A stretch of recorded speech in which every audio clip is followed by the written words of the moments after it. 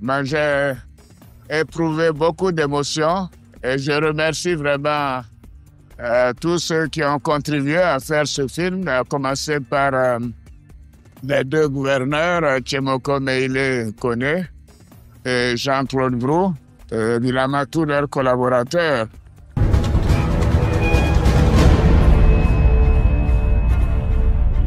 Votre programme d'information avec l'UIL, l'Université internationale de Libreville, le fleuron de la formation universitaire en Afrique.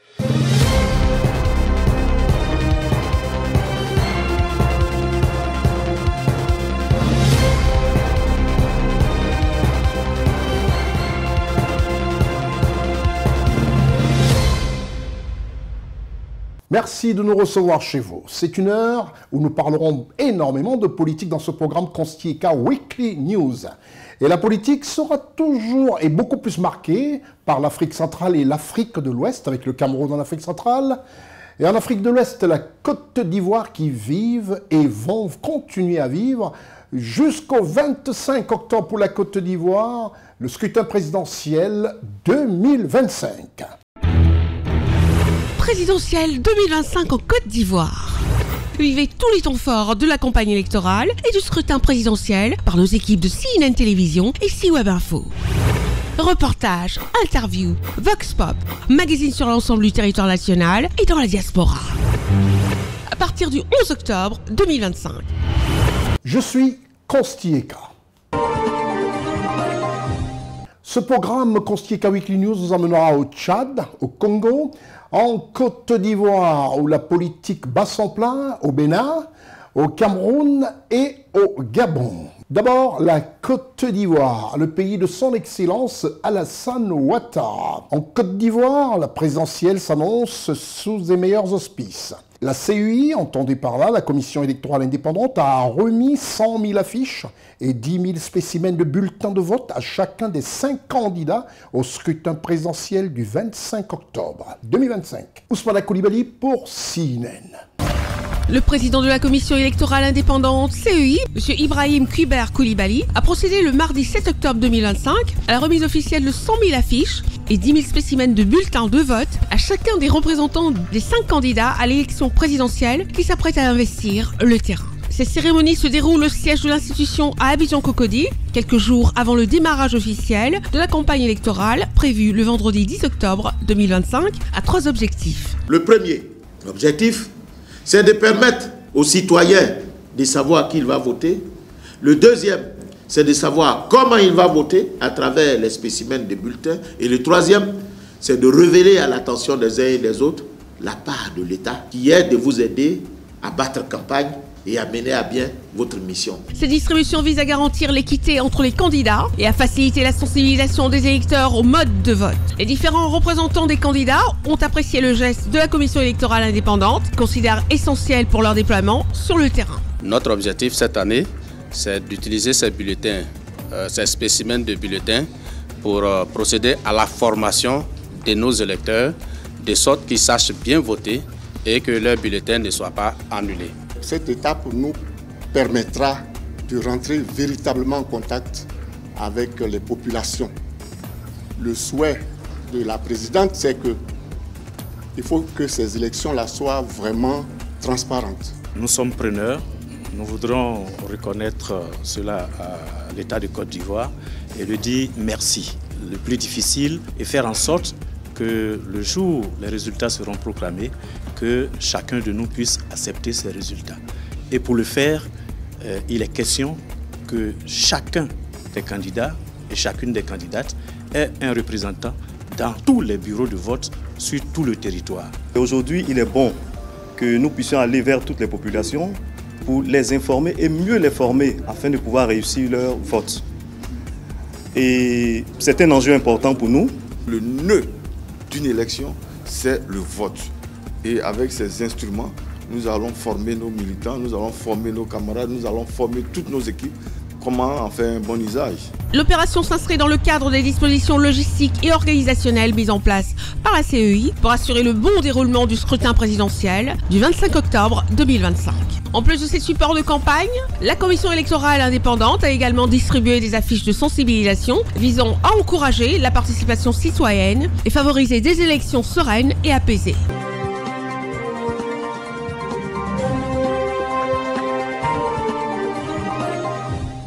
Voilà, comme je disais, qui annonce une élection présidentielle très apaisée, comme le souhaite le président de la République de Côte d'Ivoire.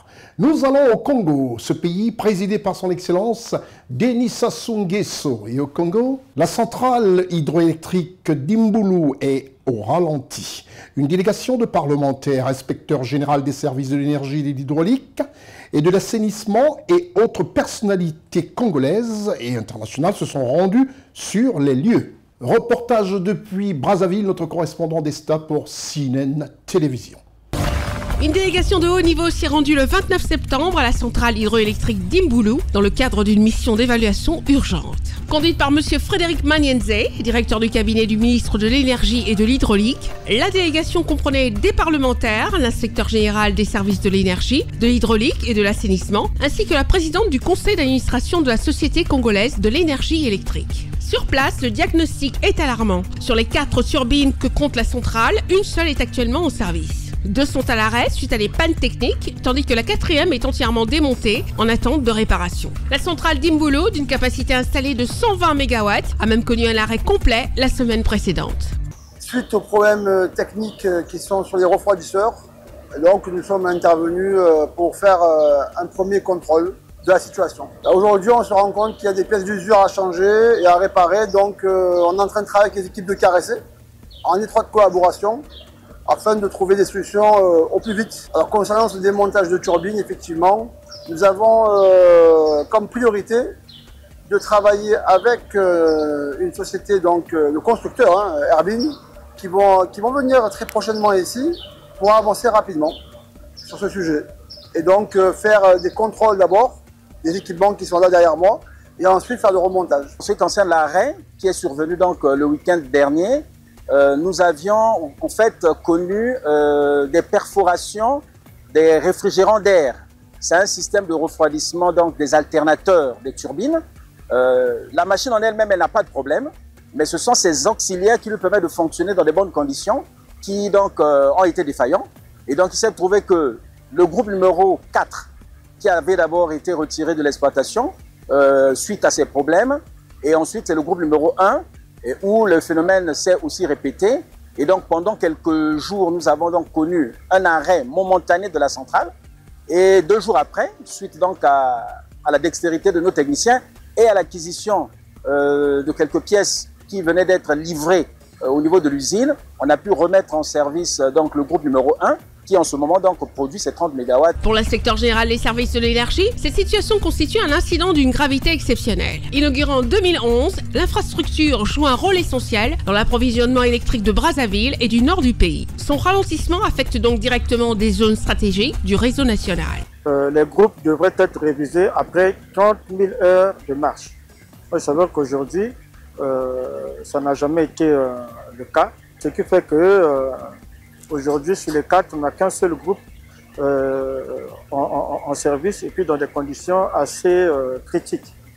C'est pourquoi nous allons regarder ensemble comment, avec les partenaires qui sont ici, comment mobiliser, bien entendu, les fonds pour réhabiliter très rapidement ce qui doit l'être. Autre source d'inquiétude, l'érosion qui fragilise les pylônes de transport d'électricité situés à quelques centaines de mètres de la centrale. Des travaux de stabilisation ont été engagés pour prévenir tout risque d'effondrement ou d'interruption de la ligne. Nous sommes en train de démolir d'abord la dalle qui a été affaissée. On démolit. Ensuite, nous faisons les murs de soutènement pour essayer de remplir. C'est-à-dire, nous avons substitué la terre au béton. Donc, là où il y avait le sable, il y avait le matériau friable. Nous remplaçons ça par le béton. Et à la fin, entre les dalles, nous allons mettre des joints, soit en bitume, soit en plastique. avec une profondeur soit de 30. La visite s'est conclue sur le site d'exploitation où un hôtel a récemment été aménagé pour accueillir une équipe d'ingénieurs chinois. Ces derniers sont attendus dans les prochains jours pour effectuer un diagnostic complet et entreprendre le remontage de la turbine numéro 2. Présent sur les lieux, le vice-président de la commission économie et finances de l'Assemblée nationale a affirmé que des efforts sont déployés pour mobiliser les financements nécessaires à la remise à niveau de la centrale. La représentation nationale a été informée et sur place des préoccupations actuelles du barrage. Il reste à soutenir un peu le financement lié à l'ensemble de ces activités. C'est déjà bien que nous ayons constaté la situation avant, bien entendu, le débat sur le budget qui va s'ouvrir à partir du 15 octobre. Nous aurons à cœur cette question-là et tout. Mais il faut déjà aussi savoir que ECAREC, en tant qu'exploitant, doit aussi faire un effort pour que, au moins, si ce n'est pas la révision générale qui doit être à attendre, les efforts particuliers de l'État, mais au moins la fonctionnalité, le caractère opérationnel soit suivi. Rappelons que la centrale d'Imboulou, mise en service en 2011, constitue un maillon essentiel du système électrique national. Son bon fonctionnement est vital pour garantir l'approvisionnement en électricité de plusieurs régions clés du Congo.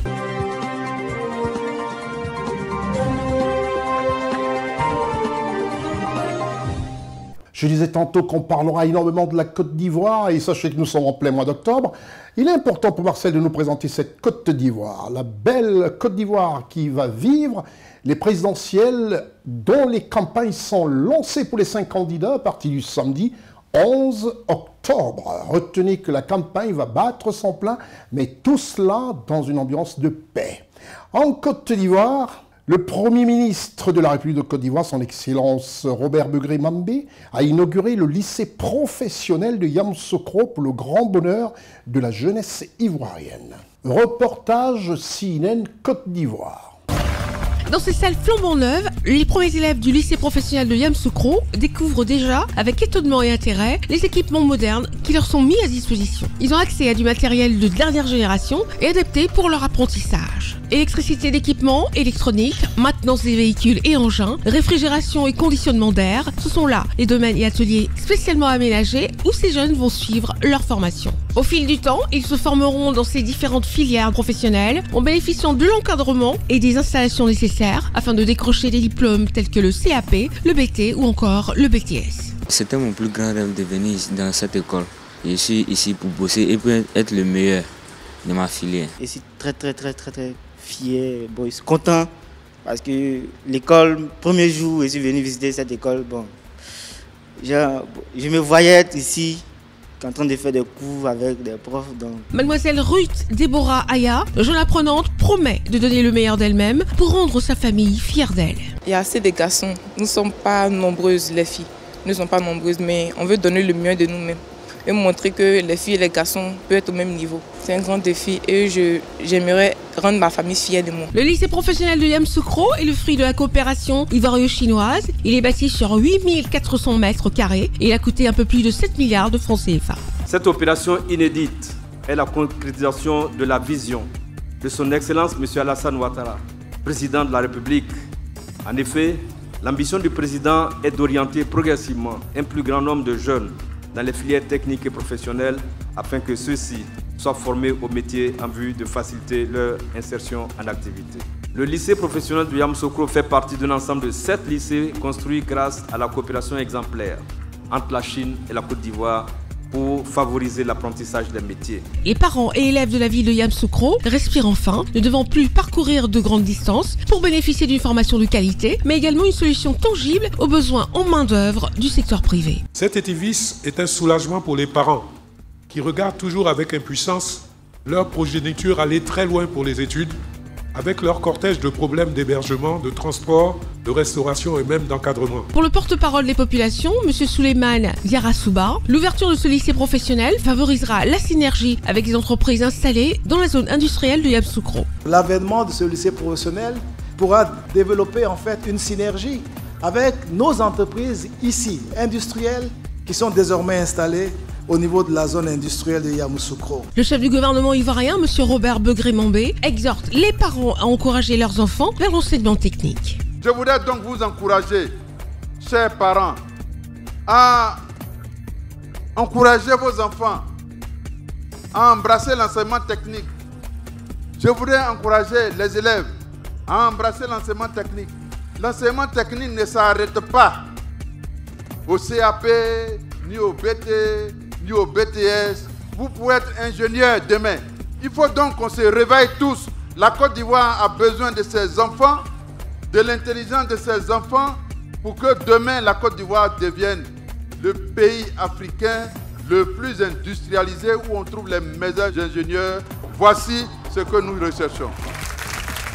Devant l'Institut supérieur technique professionnel, symbole de l'excellence académique en Côte d'Ivoire, le lycée professionnel de Yamoussoukro se présente comme un nouvel espoir pour la jeunesse de Côte d'Ivoire. Une école pour acquérir des connaissances, mais surtout une école pour imaginer et construire le futur.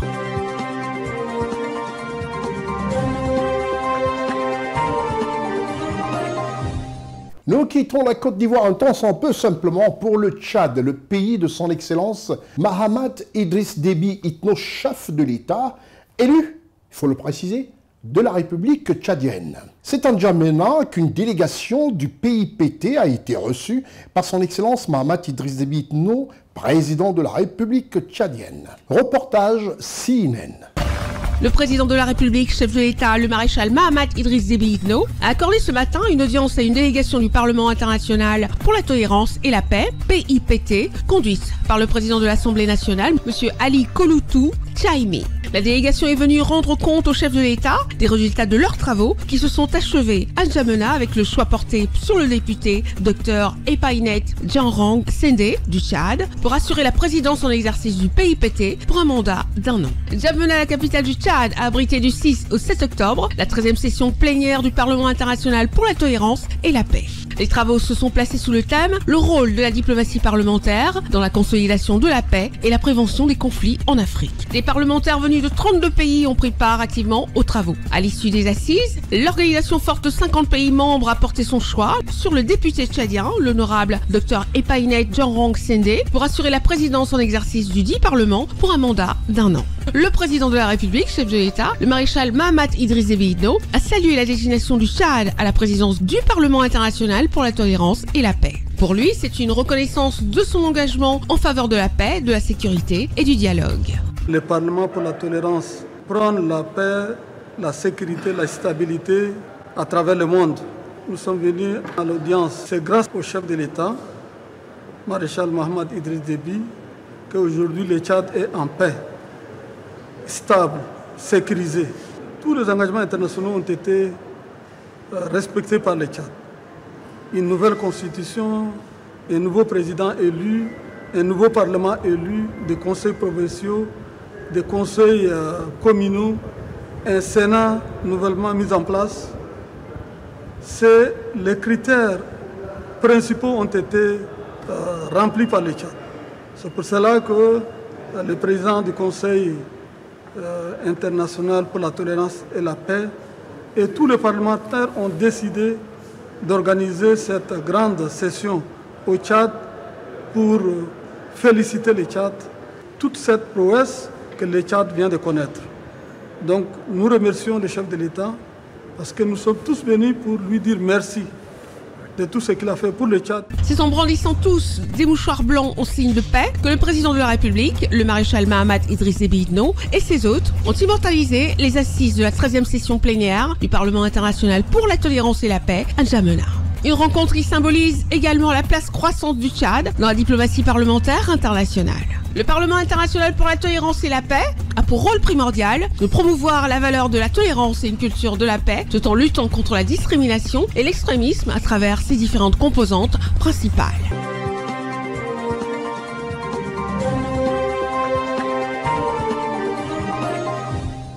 Retour en Côte d'Ivoire, le pays du président Alassane Ouattara. Quelqu'un dont nous vous ferons les confidences pour une grande première à laquelle nous avons assisté. Et vous aurez l'occasion de découvrir cet homme qui parle peu, qui parle presque pas, mais qui pose des actes. En Côte d'Ivoire, nous allons dans la ville de Daloa. Le nouveau district de police de Daloa a été inauguré par M. Robert Begré-Mambé, Premier ministre de la Côte d'Ivoire. Oui, c'est dans cette ville de Daloa. Je demande à Marcel de présenter un peu cette ville de Daloa, de nous rechercher, voilà, qu'on regarde un peu cette ville de Daloa. Toute l'équipe araignée de CNN a posé ses valises pour suivre le lancement de la campagne. électorale, présidentielle, 2025 du côté de Daloa. On sera comme ça reparti presque dans toutes les villes de Côte d'Ivoire jusqu'au 25 pour vous rapporter des informations vraies. À Daloa, CNN. Une structure flambant neuve est désormais érigée à Daloa. Lancée en 2024, le district de police est enfin opérationnel, financé à hauteur de 594,3 millions de francs CFA par le conseil régional du Haut-Sassandra. Selon son président, le ministre Mamadou Touré, le conseil prévoit de réinvestir 1,909 milliard de francs CFA pour renforcer la sécurité dans la région. Pour les mois à venir, c'est 1,909 milliard de francs CFA que le conseil régional va encore réinjecter pour renforcer notre dispositif sécuritaire dans la région. Le ministre de la Sécurité de Côte d'Ivoire, le général Wagondo Diomandé, a loué une infrastructure qui reflète la détermination de l'État de Côte d'Ivoire à améliorer les conditions de travail des forces de défense et de sécurité. Cet édifice moderne, fonctionnel et adapté aux réalités du terrain constitue un outil supplémentaire pour améliorer les conditions de travail de nos collaborateurs, pour rapprocher la police des populations et renforcer ainsi l'efficacité de ces interventions et enfin consolider la confiance indispensable entre les forces de l'ordre et les citoyens. Le chef du gouvernement ivoirien, M. Robert Begré-Mambé, a insisté sur le fait que la paix et la sécurité constituent des éléments fondamentaux pour attirer les investisseurs et générer des revenus. La paix rassure les investisseurs pour qu'ils viennent travailler dans notre pays. La sécurité rapporte de l'argent. C'est pourquoi nous sommes heureux d'être avec vous ce matin pour inaugurer ce bel édifice que votre fils et ses frères et sœurs de Daloa mettent à la disposition de leurs parents pour la sécurité de nos parents ici à Daloa. La cérémonie s'est conclue par la remise officielle d'un véhicule et d'autres équipements roulants destinés à renforcer les capacités d'intervention du district de police de Daloa, un symbole puissant de la volonté de l'État de Côte d'Ivoire à construire une Côte d'Ivoire paisible et florissante.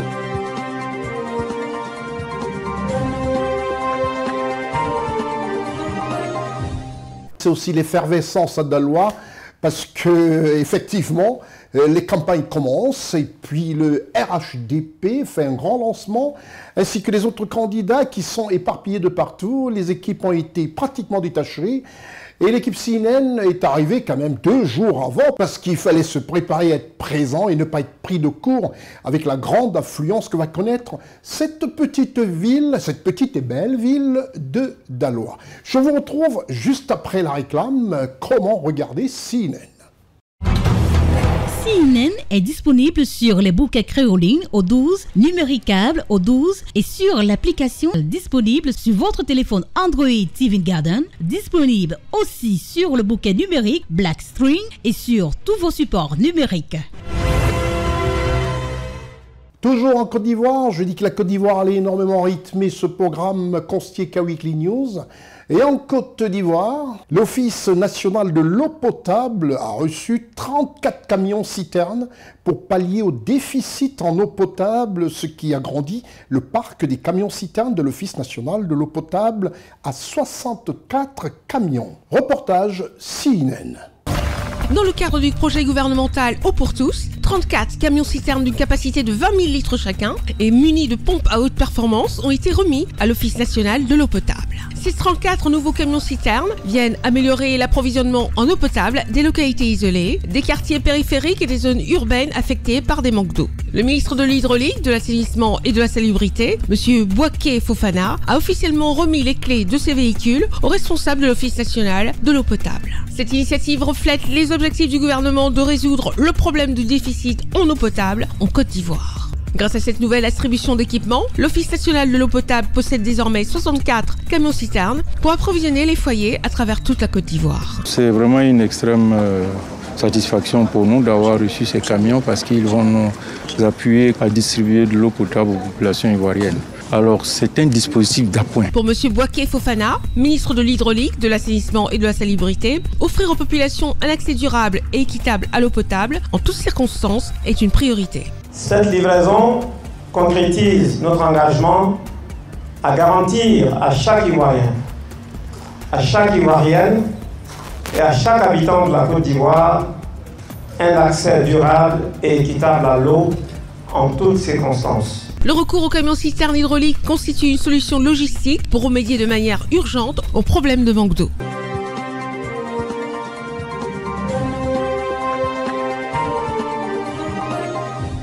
Nous quittons la Côte d'Ivoire pour le pays présidé par son Excellence Brice Clotaire Oligui Nguema, à savoir la République gabonaise, présidée par son Excellence Brice Clotaire Oligui Nguema, qui a remis pratiquement le Gabon sur les rails.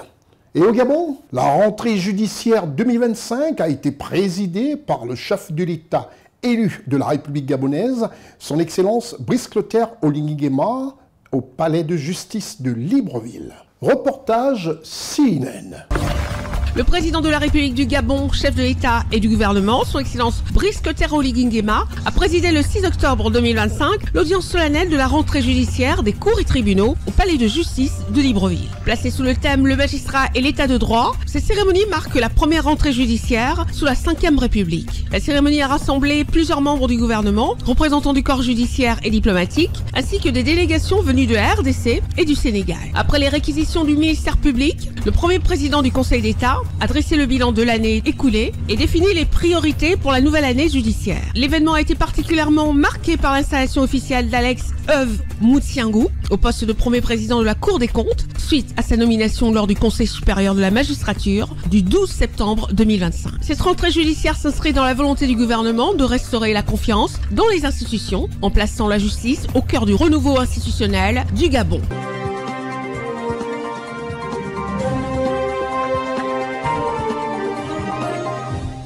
Retour en Côte d'Ivoire, on admire comme ça. J'aime bien, Marcel, qu'on nous montre un tout petit peu ce pont, ces échangeurs du côté, à l'entrée de la ville d'Abidjan, quand on arrive à l'aéroport Félix Houphouët-Boigny.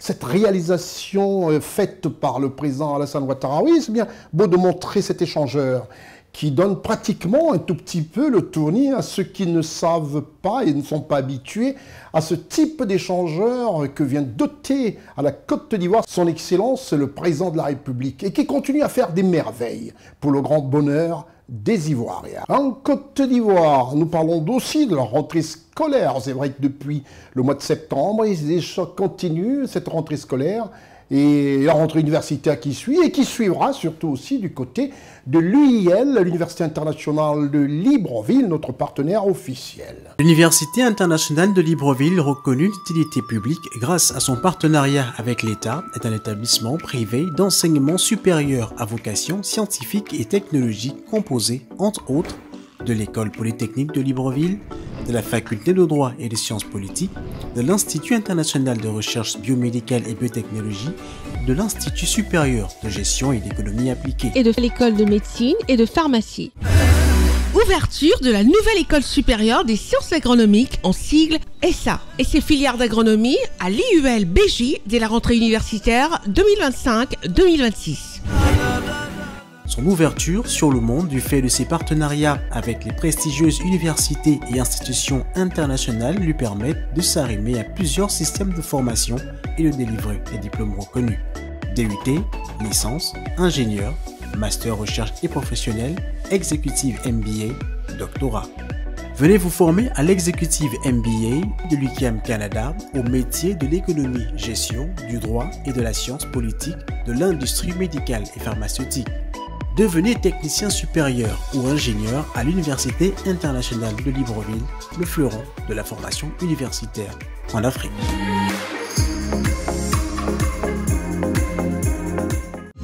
Inscription ouverte pour l'année universitaire 2025-2026.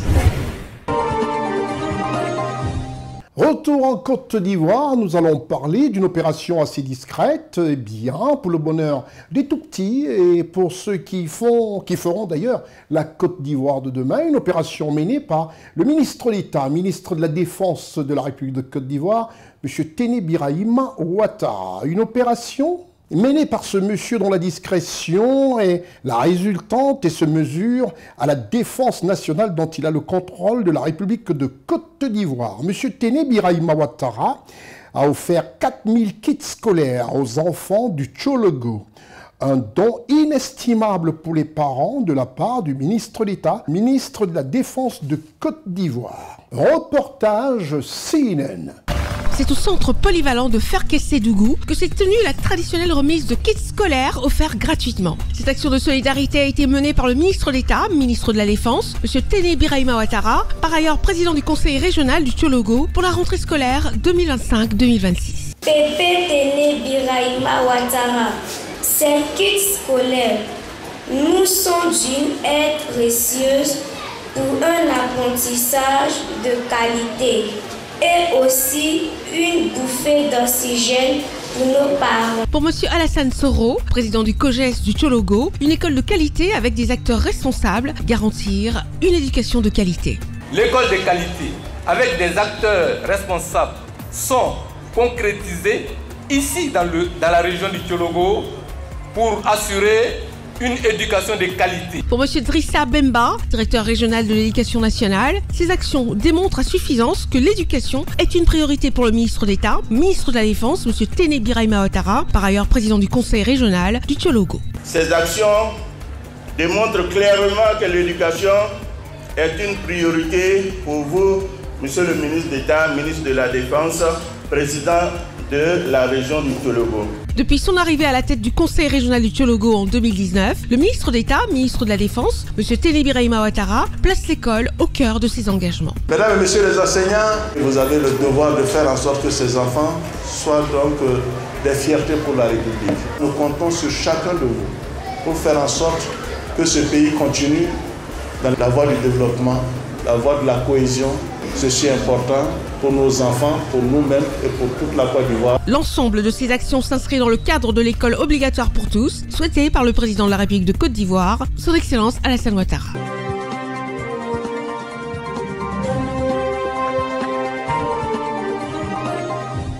On reste en Côte d'Ivoire. Je vous ai dit que dans cette émission, on parlera beaucoup de ce pays locomotive de l'Afrique de l'Ouest, un pays avec à la tête un homme aguerri à la chose économique, à la grande diplomatie internationale, bref, un grand homme d'État, le président Alassane Ouattara. Et en Côte d'Ivoire, le palais de la culture de Treichville à Abidjan a abrité le lancement officiel des activités du mouvement Ado Girls et Boys, en présence de nombreux hauts cadres du parti au pouvoir, parmi lesquels M. Mamadou Touré, ministre de la Jeunesse, M. Adama Bictogo, président de l'Assemblée nationale, M. Anoblé Félix, directeur de campagne centrale de la Jeunesse, la ministre Bellemonde, qui ont entendu la détermination de cette jeunesse à promouvoir le programme du candidat Alassane Ouattara, en brandissant les acquis de sa gouvernance par la construction d'infrastructures routières inégalées sous d'autres cieux, des écoles, des universités, d'hôpitaux et des ponts à travers toute la Côte d'Ivoire. La mobilisation nationale de la jeunesse du RHDP a pour objectif la victoire du président Alassane Ouattara à la présidentielle du 25 octobre 2025. CNN est disponible sur les bouquets créolines au 12, numéricable au 12 et sur l'application disponible sur votre téléphone Android TV Garden, disponible aussi sur le bouquet numérique Blackstream et sur tous vos supports numériques. On reste toujours en Côte d'Ivoire et surtout pour le corps de la presse, le corps des médias, il est important de faire un point d'honneur à ce geste grand de la part du gouvernement de la Côte d'Ivoire et de son premier chef, son premier leader, le président de la République, Alassane Ouattara. Une considération inégalée pour la presse nationale, la presse de Côte d'Ivoire. Le respect, la dignité, la considération, les encouragements patriotiques se sont reconnus à travers ce geste du gouvernement de la République de Côte d'Ivoire. Tel est ce que l'on peut qualifier du geste du gouvernement à la presse et médias nationaux en Côte d'Ivoire. Voilà ce que c'est que la Côte d'Ivoire du président Alassane Ouattara pour donner aux médias, surtout les mains libres, la grande transparence à effectuer leur travail, surtout en période électorale, pour le bonheur de tous les Ivoiriens. Reportage CNN. Les chaînes de télévision privées de la télévision numérique terrestre en sigle TNT, au nombre de 3, les médias publics, les radios de proximité, presse écrite et associations reçoivent un soutien considérable du gouvernement ivoirien afin de leur faciliter la tâche pour la couverture des élections présidentielles du 25 octobre ainsi que les prochaines législatives 2025. La grande famille de la presse en Côte d'Ivoire se sent honorée et respectée en recevant des mains du ministre de la Communication, M. Amadou Coulibaly, ce geste de grande valeur de la part du gouvernement ivoirien. C'est au total reçu des mains du ministre Amadou Coulibaly en matériel roulant, 10 véhicules 4x4 pick-up, une cinquantaine de motos et pour parfaire leur travail des ordinateurs et autres matériels pour leur faciliter la couverture médiatique professionnelle des élections présidentielles du 25 octobre 2025 et des législatives à venir. À cela s'ajoutent des subventions de fonctionnement et une dotation de carburant de 300 millions de francs CFA. L'agence a regardé vraiment les critères constitution légale tels qu'attestés par le régulateur, régularité de parution en format imprimé ou numérique. On a regardé également l'accessibilité des sites et leur mise à jour. Un geste de grande portée qui honore la presse ivoirienne, comme en témoigne ici avec fierté le porte-parole des bénéficiaires. Aux bénéficiaires de ce jour, il est essentiel de garantir que ces ressources soient utilisées de manière optimale pour renforcer nos capacités et améliorer la qualité de nos publications.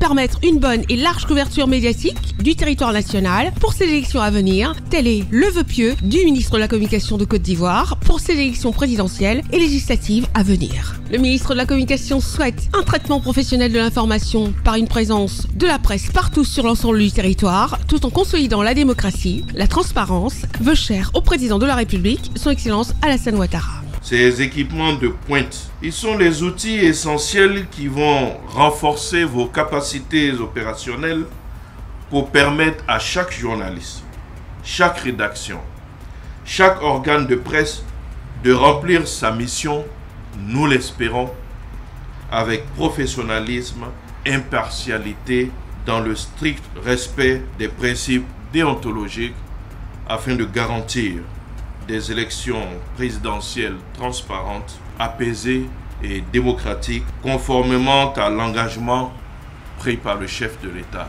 Voilà qui rassure tout un chacun sur l'impartialité du traitement de l'information, le professionnalisme observé par les journalistes, la transparence comme rappelé par le ministre de tutelle, être le souhait rassurant des engagements du président de la République, son Excellence Alassane Ouattara, pour la présidentielle et les législatives 2025, apaisées, démocratiques et transparentes.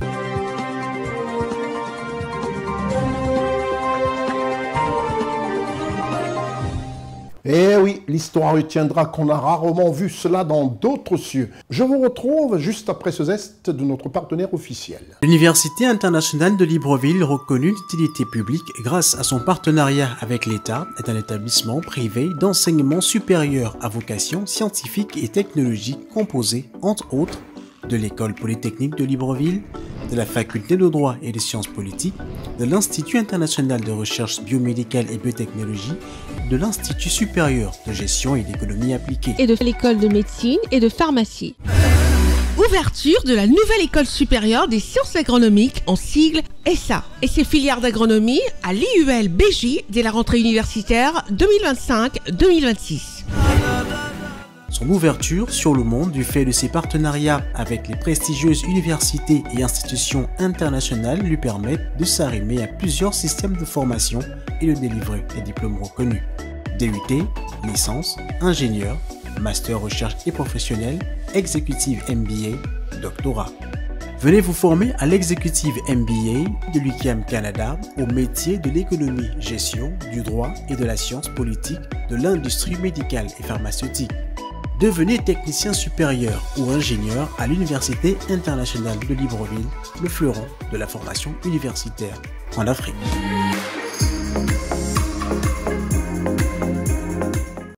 Inscription ouverte pour l'année universitaire 2025-2026. Nous quittons la Côte d'Ivoire pour le Bénin, ce pays d'Afrique de l'Ouest. Ce pays qui fait plaisir énormément à nombreux voyageurs qui aimeraient découvrir des produits un tout petit peu spéciaux qui traduisent la culture africaine. Au Bénin, l'investiture du duo Ouattani Talata, candidat de la majorité au Bénin. Reportage CNN. Une marée humaine aux couleurs éclatantes et une ferveur inouïe, Parakou a vécu un moment où la politique ressemblait à une fête nationale. Le stade municipal, comble, vibrait au rythme des chants, des danses et des slogans portés par des milliers de militants venus de tout le Bénin. C'est ici dans la capitale du Nord que la mouvance présidentielle a choisi d'écrire une nouvelle page avec l'investiture du duo Romuald Wadani et Mariam Talata, candidats à la présidentielle de 2026. Nous connaissons tous son parcours. Un homme de consensus qui rassemble les filles et fils de notre pays. Il s'appelle Romuald Wadani. Beden Bibou, sans l'onessé, c'est beaucoup biroussé. Les 4 partis de la majorité présidentielle ont successivement lu, sous les applaudissements, leur décision validant officiellement le duo Romuald Wadani et Mariam Talata, un instant d'unité et d'adhésion sans réserve. Romuald Wadani prend alors la parole et ses mots résonnent aussitôt dans la foule. Dans un monde instable, dans une sous-région en crise, notre plus grande force, c'est notre unité nationale. Je veux être le candidat de tous les Béninois. Espoir, confiance et ambition se mêlent à l'énergie qui envahit le stade. Il salue distinctivement chaque parti et chaque président, reconnaissant le rôle et l'engagement de tous dans ce moment historique. Avec solennité, il rend hommage au président de la République du Bénin, Son Excellence Patrice Talon, promettant d'être digne de sa confiance et de poursuivre loyalement la vision qu'il a portée pour le Bénin. Ces paroles, portées par la conviction d'un avenir commun, fondé sur l'effort, l'espoir et la continuité, résonnent avec fierté et humilité. Son discours, étincelant de confiance, évoque un pays debout, résilient et prêt à poursuivre sa marche. Le Bénin est l'un des pays les plus jeunes au monde. Il est donc clair que l'avenir appartient à la jeunesse. Il est donc clair que notre avenir se joue dans nos écoles, dans nos universités. Il est clair que notre avenir est dans la main de ces jeunes créateurs, artistes, entrepreneurs. Je pense à ces jeunes qui innovent tous les jours, que ce soit dans l'agriculture, dans la culture, dans le numérique. Je pense aux étudiants qui rêvent de rester chez eux et de réussir chez eux. Je pense à ces jeunes qui veulent participer pleinement à la transformation de notre pays. La jeunesse est notre richesse, elle est notre force, elle est notre avenir. Sous les acclamations enthousiastes, le binôme Romuald Wadani et Mariam Talata, candidats à l'élection présidentielle de 2026, franchit donc une nouvelle étape portée par l'adhésion de la majorité présidentielle et l'énergie d'une foule conquise. Parakou marquera le commencement d'une aventure politique qui s'annonce déterminante.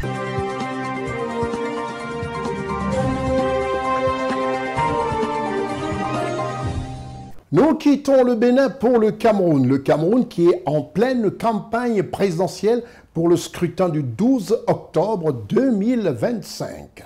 Les populations camerounaises se rendront aux urnes le 12 octobre 2025 pour élire le président de la République qui conduira le Cameroun jusqu'en 2032. Le candidat du RDPC, candidat à sa propre succession, à savoir le président Paul Biya, a décidé d'honorer le Septentrion. Et il a été au Septentrion pour cette campagne et surtout pour faire un grand meeting et dire à ses compatriotes camerounais de cette partie du Cameroun « Je suis avec vous et faites-moi confiance ». Reportage CNN.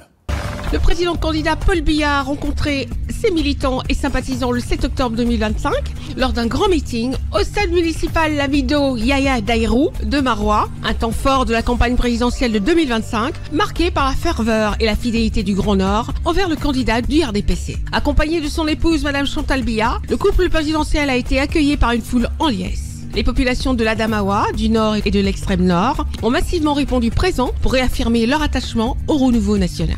Cette visite nous honore, nous les montagnards qui venons de Tokombéré. Et je crois qu'à 6 heures, nous étions déjà à Marois et nous avons, n'est-ce pas, investi le stade. Il connaît nos problèmes, il connaît nos réalités, il connaît notre sincérité. Depuis 1982, le Septentrion s'est établi comme un bastion politique essentiel pour le président Paul Biya, un lieu où il a souvent lancé d'importantes campagnes et partagé des messages fondamentaux centrés sur l'unité, la paix et la stabilité devant des milliers de partisans. Le candidat du RDPC a détaillé les lignes de son programme qui met l'accent sur la sauvegarde de la paix et de la sécurité du pays, l'augmentation du pouvoir d'achat des citoyens, une gestion rigoureuse des finances publiques, l'avancement des grands projets d'infrastructures routières et énergétiques, ainsi qu'un soutien renforcé au secteur rural. Le candidat du RDPC a également souligné l'importance de maintenir les progrès du Cameroun face à un contexte régional et international marqué par de nombreux défis. La ville de Maroua se positionne comme une illustration de fierté politique et d'unité nationale avant les élections, offrant un accueil remarquable à un couple présidentiel dont la présence a motivé les militants du RDPC et a ainsi consolidé la dynamique de campagne dans le Nord. Le message que nous avons aujourd'hui, c'est un message qui sonne pour nous comme étant un engagement relativement à notre engagement à nous aussi. Donc, nous avons appris que nous allons avoir un lendemain meilleur. Nous sommes très contents de savoir que le chef de l'État va se préoccuper et se pencher beaucoup sur les problèmes d'employabilité jeune, de lutte contre le chômage, de création d'une valeur ajoutée à travers la jeunesse. L'Extrême Nord est une région stratégique et un vivier électoral pour le RDPC.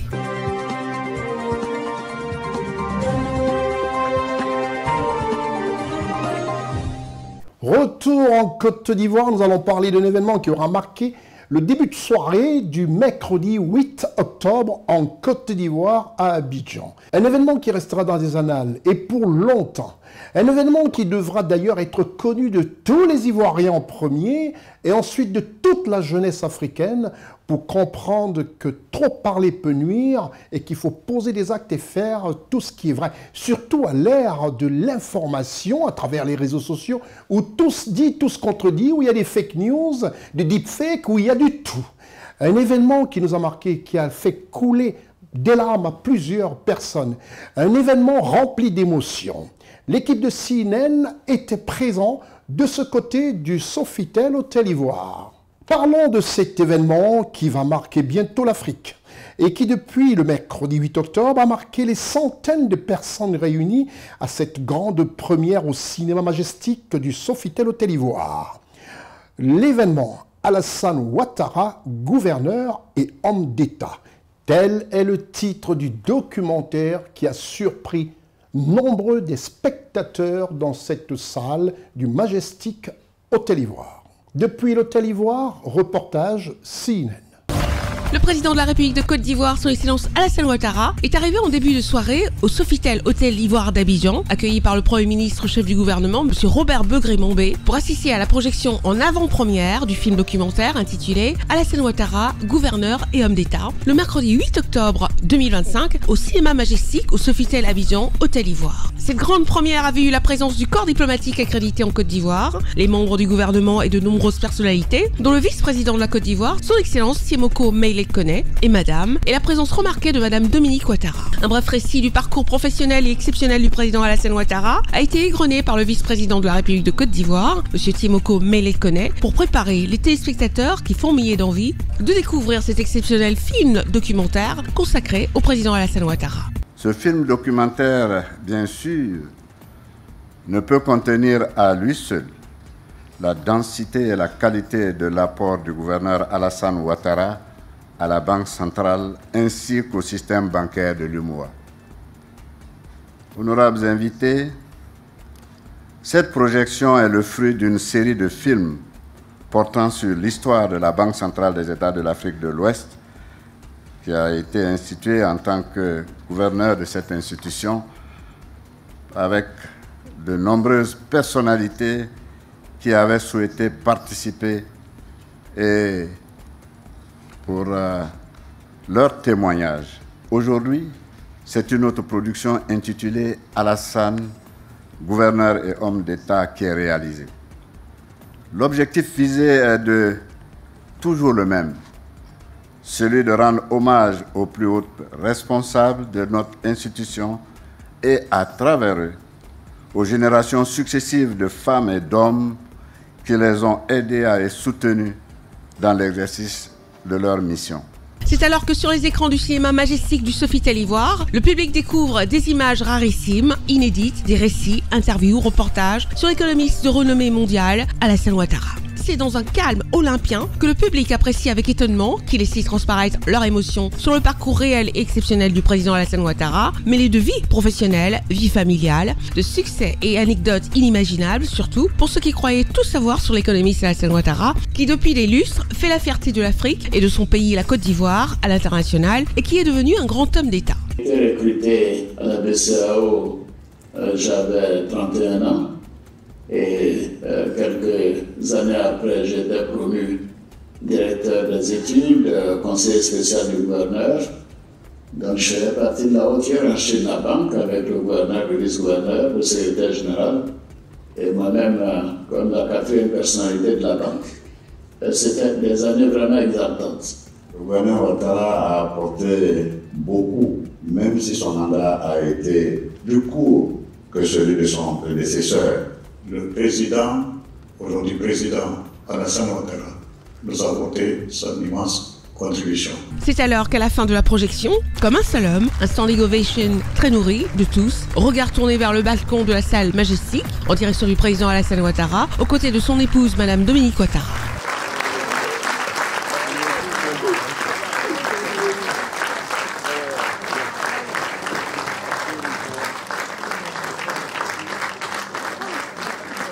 Oui, enfin, pour tous, ce film documentaire baptisé Alassane Ouattara, gouverneur et homme d'État, est l'histoire réelle peu connue par nombreux, voire le grand public, sur ce grand homme d'État qui n'a pour seule distraction le travail et rien que le travail. CNN Télévision a recueilli pour vous quelques impressions des spectateurs. Nous venons d'assister à un film émouvant.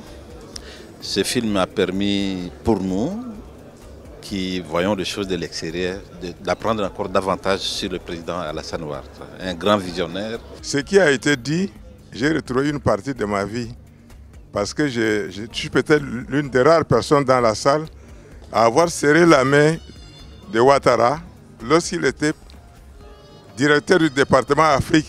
C'était à Berlin. Je voudrais dire que nous avons suivi avec beaucoup d'émotion ce film retraçant la vie de notre président de la République, notre très cher président, le président Alassane Ouattara. Nous sommes encore émus, mais nous retenons que la vie de notre président est une leçon de vie. Je pense que cette histoire a besoin d'être connue de la génération présente et des générations futures pour que nous puissions nous imprégner des valeurs de son Excellence, Monsieur le Président de la République, Monsieur Alassane Ouattara, pour continuer dans cet élan de construction du pays. Je suis très heureux, c'était quelque chose de magnifique. J'ai éprouvé beaucoup d'émotions et je remercie vraiment tous ceux qui ont contribué à faire ce film, à commencer par les deux gouverneurs, Tchemoko Meïlé Koné et Jean-Claude Brou, évidemment tous leurs collaborateurs. J'ai beaucoup d'émotions parce que j'ai vu de grands amis comme le gouverneur, comme Charles Konambani, de nombreuses personnalités avec qui nous avons travaillé et qui ne sont plus, qui reposent en paix.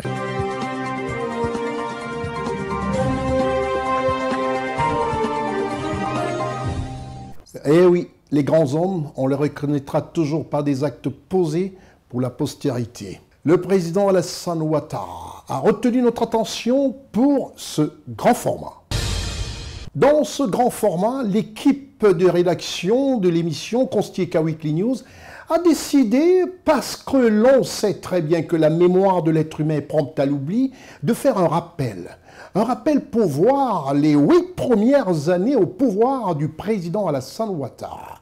Mais avant d'y revenir, écoutons d'abord le Premier ministre Robert Begré-Mambé dans un léger flashback qui pose le décor de ce qu'ils ont trouvé dès l'arrivée au pouvoir du président Ouattara.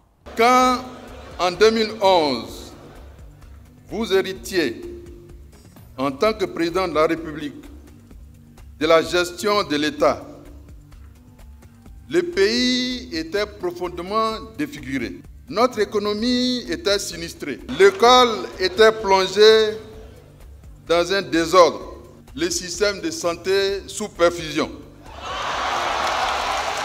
les infrastructures routières et urbaines désagrégées, l'électricité gravement affaiblie, l'alimentation en eau potable asséchée, la cohésion sociale qui naguère était la fierté des Ivoiriens avait pris des vacances, faisant ainsi le lit à des incompréhensions, des divisions et de la méfiance. Souvenons-nous qu'il y a quelques années, ce pays était méconnaissable.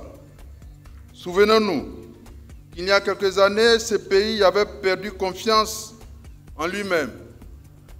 Souvenons-nous qu'il y a quelques années, ce pays, jadis reconnu comme véritable havre de paix et d'abondance, envié de tous, avait perdu confiance pour finalement devenir infréquentable. Force est de constater qu'aujourd'hui, la Côte d'Ivoire a retrouvé ses rayons lumineux.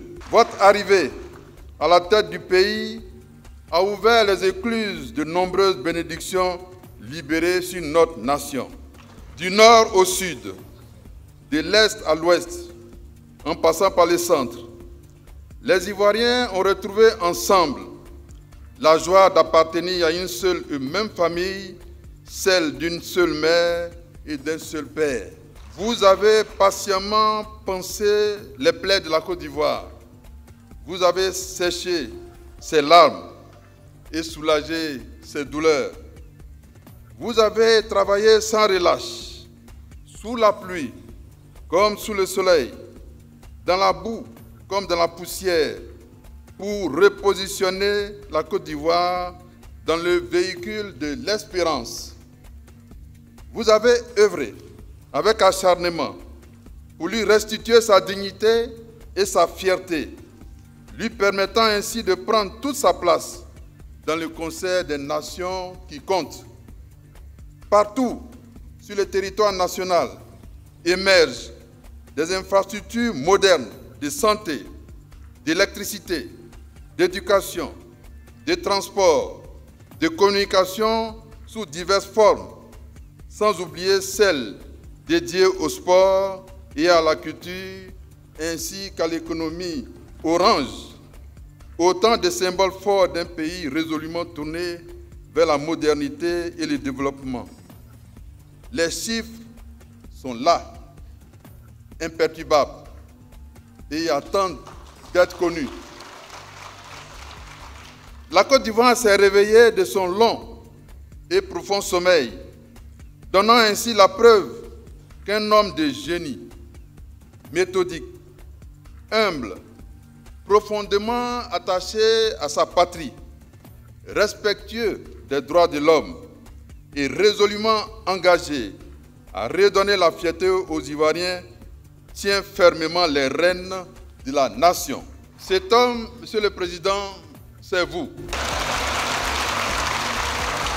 Et comme je le disais, la mémoire de l'être humain est prompte à l'oubli. L'équipe de CNN a décidé de rafraîchir un tout petit peu la mémoire, en remettant un peu à zéro tous les logiciels humains afin que nul ne l'ignore. Le président Alassane Ouattara, symbole de la continuité de la sagesse oufouettiste, assure la stabilité nationale. Le président Alassane Ouattara, candidat à sa succession, ils sont nombreux à considérer qu'Alassane Ouattara, ces dernières années, grâce à sa politique, a la confiance qu'il bénéficie des politiques et du milieu financier international, a fait prendre à la Côte d'Ivoire ces dernières années un chemin de paix, de reconstruction record, inégalé et de progrès.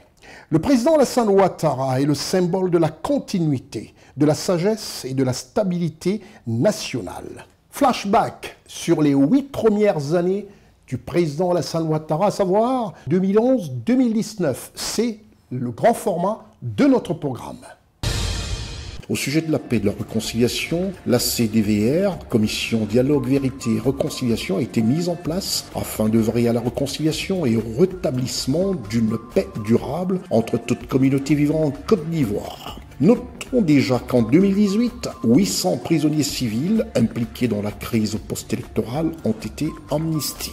À ce jour, sur 300 000 Ivoiriens réfugiés identifiés, 270 000 retours effectifs, soit près de 90%, et des efforts se poursuivent pour les 22 000 Ivoiriens restants, soit 10%. Toujours au crédit du président Alassane Ouattara, le renforcement des institutions par l'adoption d'une nouvelle constitution votée à 93% en 2016.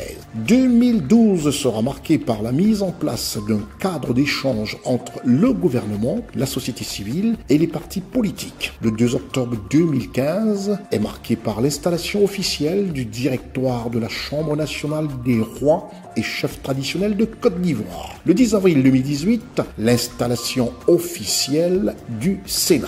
Sur l'économie ivoirienne, elle se situait avant 2010 à plus de 2% et a connu une chute brutale de moins 4,2%. De 2011 à 2015, cette courbe descendante de l'économie ivoirienne connaît un redressement en 4 ans pour se situer en 2018 à 8,8% du taux de croissance du PIB, avec une légère baisse bouclant l'année 2019 à 7,5%.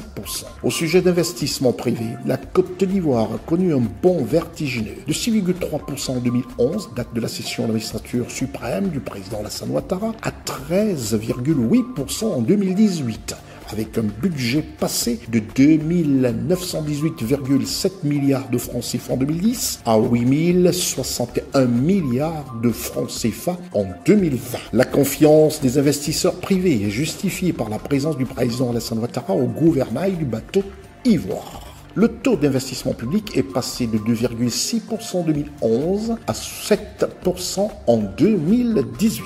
Les indicateurs sociaux ne sont pas en reste. Ils situent le taux de pauvreté à 51,5% en 2011, 46,3% en 2015 et 35% en 2018. On constate une réduction de près de 20% du taux de pauvreté en Côte d'Ivoire. Quant à l'indice de développement humain IDH, le positionnement de la Côte d'Ivoire au 172e rang en 2015, passé à 170e rang en 2018, à la 165e place en 2019. Parlant des routes en Côte d'Ivoire, les chiffres donnent des vertiges. Les infrastructures routières de 2011 à 2019 affichent 22 ponts construits, plus de 40 000 km de routes en terre et pistes rurales ont été réhabilités, 545 km de routes neuves interurbaines bitumées, 115 km d'autoroutes bitumées, 245 km de voiries bitumées. Quant à l'accès à l'eau potable, les localités desservies en eau de 2011 à 2019 donnent un état de 789 localités desservies en eau potable en 2011 et 1095 localités desservies en eau potable en 2019, soit 80% des populations ivoiriennes ont accès à ce jour à l'eau potable. La vision du président Alassane Ouattara se concrétise de jour en jour pour le grand bonheur des Ivoiriens. L'accès à l'électricité, on est passé de 34% seulement du taux de couverture en électricité en 2011 à 66% en novembre 2019, soit le double en seulement 8 ans de pouvoir, avec un tarif social dont bénéficient plus d'1 million de foyers à ce jour en Côte d'Ivoire. La capacité de production en électricité est passée de 1391 MW en 2011 à 2229 MW en novembre 2019, dont un peu plus à ce jour du double en 8 ans de pouvoir du président Alassane Ouattara. Il serait notable de rappeler aux populations de Côte d'Ivoire que le programme national d'électrification rurale, en abréviation le PRONER, affichait 1531 localités électrifiées de 1994 à 2011. Et à fin novembre 2019, ce sont 2796 localités électrifiées, soit près du double. Et pour terminer avec les réussites exponentielles du gouvernement du président Alassane Ouattara, le programme électricité pour tous, en abréviation le PEPT, à partir de 1000 francs CFA, ce sont 169 542 ménages qui bénéficient de ce programme d'électricité pour tous à novembre 2019. Que dire de tout ceci? Un seul mot, de la parole aux actes, respect et merci, Monsieur le Président, pour toutes ces réalisations en 8 ans d'exercice de pouvoir pour le bonheur des populations ivoiriennes.